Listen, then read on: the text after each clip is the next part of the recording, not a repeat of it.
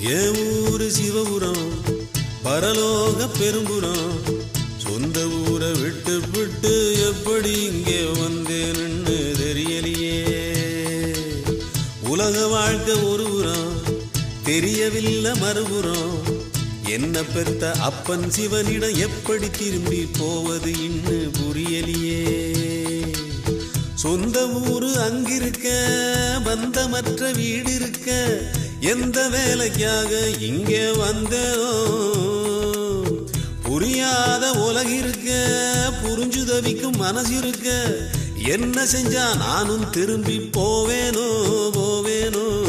என் ஊரு சிவபுரம் பரலோக பெரும்புறம் சொந்த ஊரை விட்டு விட்டு எப்படி இங்கே வந்தேன்.